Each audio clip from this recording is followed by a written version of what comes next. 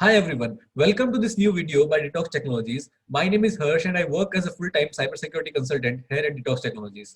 Today we are going to take a look at how to perform account takeover by chaining CSRF and client-side validation bypass. We will start looking at basics of CSRF attack, what are the possible bypasses and attack vectors to perform CSRF attack. Further, we will quickly look at what is client-side validation bypass and at last a case study of my own recent finding that how to perform account takeover by chaining client-side validation bypass and cross-site request forgery. So just let's get started directly to basics of CSRF. Cross-site request forgery is also known as session writing attacks. Both things are same. A lot of time interviewer asks that what are session writing attacks. So it's exactly same as cross-site request forgery. You can say it's the second name for cross-site request forgery. Basically, an attacker crafts a request. Say there is an added profile section. So the attacker from say I have account A. So from attacker account or account A, I will capture a request, edit profile. I will craft a POC using Burp's POC generator or a manual way. I will send that POC to the victim user, say user B. And now once the user opens the link, a request will be triggered from victim side to the actual application server. Now, since there is no validation for CSRF in place, or if there is a bypass for CSRF validation in place, the request will be processed by server as if it was coming from the user B only, and the server will consider the request as a legitimate request, and the data will be changed on the user B or the victim side. So this is basic anatomy of the cross-site request forgery attack, that an attacker spoof his own request, send it to the victim process the request, and it goes to the server. Now server will consider the request to be legitimate and will consider the request to be valid and process it, and the data will be reflected or the changes will be reflected at the victim side. So CSRF basically can be chained together with a lot of other vulnerabilities to carry out impactful attacks such as account takeovers, cross-site scripting, and some others. At least a minimal user interaction is required to perform a real-time CSRF attack, because you might need to social engineer your victim somehow by sending an email or sending by IM or something to share this link or share, or somehow you have to like drive your victim towards that particular link, which will be going to trigger the CSRF POC that you are generating.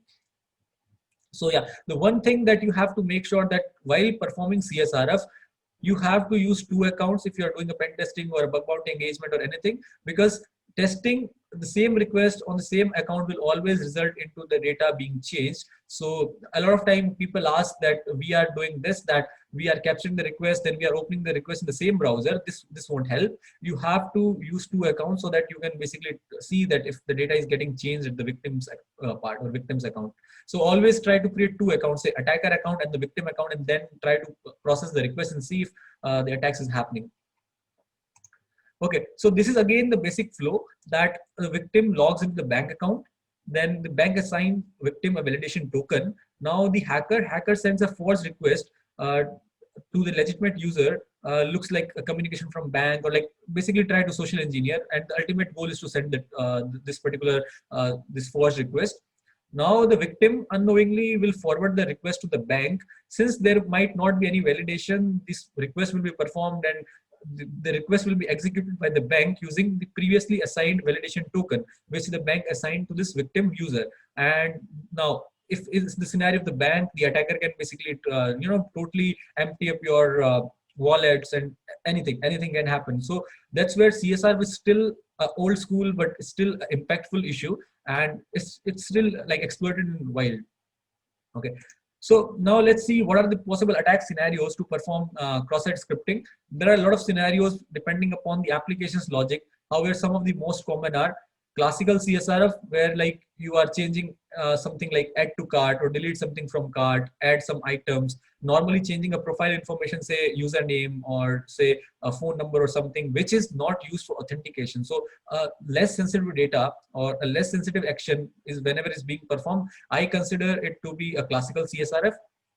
A lot of times there is a possibility of excesses in the user profile section, which is basically a self accesses.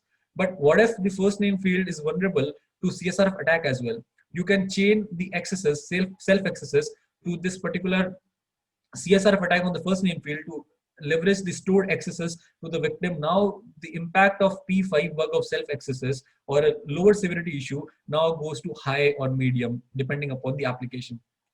You can also perform an account takeover using CSRF. We will look at it in the case study. So a basic idea is that there might be an email field which you can change using CSRF. And if you are able to change an email field using CSRF, you can basically request a new password reset token to the attacker controlled email and further perform account takeover. Sometimes there are role definitions. So for example, you can try to forge a request and send it to the admin user to say that, hey, admin, make me admin as well. So sometimes the CSRF is also used for pre-escalation. It can be used to fund transfer or parameter, like, you know, the financial things. So there might be an application which is having the option to transfer the funds utilizing the coupon codes or something like that. In this scenario also, you can abuse specifically the business functionality, the financial functionalities of the application. There might be some certain application logics depending upon the application. So for example, application allows you to mute somebody for a while. So you can basically craft a request to mute anybody from your account, the victim's account. So yeah, this way you can try to bypass the application's logic, specifically using CSRF. Auth misconfiguration might be there, where the attacker will basically send a request, and now to the application where the auth is configured, the attacker's Facebook, Gmail, or whatever auth account is will be attached. Now the victim will no longer will be able to access. The main authentication is now in the hand of the attacker. So there are a lot of requests like delete request, put request, patch request. So in these scenarios, or if the data is usually going in the JSON body, so in some scenarios it is hard to perform a CSRF attack. So JSON CSRF is again a kind of utilize the misconfigured flash policy, the cross-domain policies to basically encourage and basically to implement a JSON CSRF attack. JSON CSRF attack are like not seen widely these days, but still it's an attack vector and can be exploited. Now, these are some of the bypass scenarios. There might be a lot of bypass scenarios, but these are one of which I always try. If there is any anti-CSRF token, basically go and remove that anti-CSRF token completely. If you can basically spoof the anti-CSRF token, so by changing the few bits, say the token is of 10 digit, maybe you can change middle two or the ending two or starting 2 digits and see if it still works. Okay. Using the same anti-CSRF token of attacker, so sometimes what happens is application just validate if there is an anti-CSRF token present or not. So attacker will also send his own anti-CSRF token along with the request, this particular forged request, and the application might accept it as valid request. There might be a weak cryptography in generating the anti-CSRF token. I have seen a scenario where the base64 algorithm was used to generate these anti-CSRF tokens. So in particular scenarios, you can forge and make your own token as well for the victim. There might be possibility of having a guessable anti-CSRF token. The CSRF token might be of 3-4 digits, or might be very much predictable. It might be some identifier which is available somehow in the application. Say UUID is the CSRF token, and there's a way to figure out the UUID of the victim. So this way you can try to see if the CSRF token is guessable. You can steal the CSRF token using attacks such as cross-site scripting. You can also convert the post request to get request and try to remove or temper some of the parameters, the anti-CSRF token parameter, and see if it is actually bypassing the check. Okay, so these are few methods that you should definitely go and try, and sometimes it will lend you to having a particular, CSRF attack. Okay. Now let's quickly jump into the client-side validation bypass. It's not actually a big security issue. What happens is, so the input field, a parameter attribute, is usually getting validated at client side or the UI side only. But as an attacker, basically I can intercept the request using the burp suite, or I can, by any tool possible, I can intercept the request and I can modify the field. So for example, there was a first name field which was not allowing me to embed any special characters, only the alphabets. Okay. Now I, from the client side, I said first name as Harsh. I clicked on save. I intercepted the request with the burp suite, and now I changed the value of first name from Harsh to some JavaScript payload or XSS payload, say script alert 1 and script. Okay. Now when I refresh the browser, the pop-up executed if there is like no input validation or input sanitization for the XSS. But I was actually able to bypass that. Yeah, from apart from alphabet, I can also input the characters which are not allowed. So this is a basic idea about client-side validation bypass, that the validation is only implemented at the UI part, at the client side, not at the server side. It is also known as missing server-side validation because there is no validation being implemented at the server side, only UI side implementation is there. It can lead to attacks such as cross-site scripting, as we discussed already, parameter tampering, business logic abuse. And in this next case study, the next slide, we are going to see that how we were able to chain it the CSRF attack basically. So let's just move directly towards the case study. The case study is about cross-site request forgery and client-side validation bypass to account takeover. I will just quickly go through it. It is already written in one of my blog on Medium. You can go and check it out. So let's call a target was having this edit profile endpoint, and this is the request somehow look like. I have redirected the body with authentication token and everything. I have redirected it. So the username was test, description was something, phone number was actually not being used for any authentication. It was just generic phone number optional field and anti-CSRF token over here. Now there was mostly all kind of validation were in place, but not this one. Converting post request to get request to bypass the CSRF token check. So what I did was basically I converted this post request to get request. All you need to do is to just right click in the burp suite and change request method. It will automatically do it for you. And I removed this entry CSRF token field. I generated the POC, sent it to the victim, and the request got executed successfully. Now I am able to change anyone's username. The user name was like not anywhere used for the login. For the login, the email address was used. So changing the phone number or changing the username was of no use. It was still a low or a classical CSRF for me only.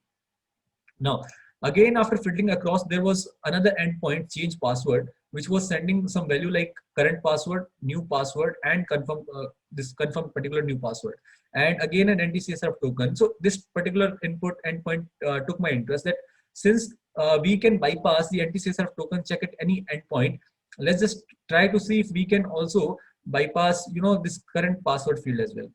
Now, what basically I did was I simply removed this current password field and it successfully resetted the password for me.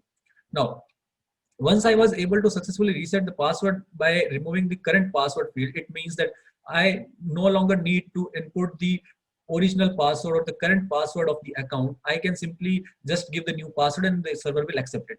Okay. Now we have two things, a perfect way to bypass the CSRF protection and also to remove this current password field using client-side validation bypass. There was no validation of this current password parameter on the server side, and hence we were able to basically bypass it. Now, basically I crafted a request for CSRF performing CSRF attack. I converted this post request into again get request. I removed this current password field and just kept the new password and confirm password field, copied the URL, or you can also generate the POC. Since it was a get request, I can simply copy the URL, send it to the victim, and it was successfully changing the password for the victim. Now I can simply enumerate the usernames by forget password functionality. The application was vulnerable somehow and allowing me to enumerate the user's email addresses at the forget password page. And further, I can now basically try to change the password for the user using CSRF attack and perform full account takeover. So initially the severity of medium now is changed to high because it's not critical. Reason being that still we need some sort of user interaction. We need to social engineer the user to click upon our malicious link, which will perform CSRF attack.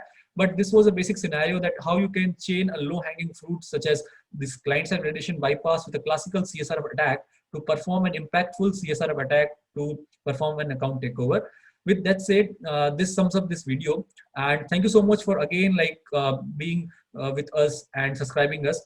Make sure that you subscribe us. We will be coming with new series on cloud security, Android security, iOS security, a lot of different kind of pen testing methodologies from red teaming to what are the cloud configuration reviews. So make sure that you subscribe and press the bell icon to stay notified for the latest video. Make sure to also mention the comments if you like the video and share with your friends, share the knowledge. Thank you so much.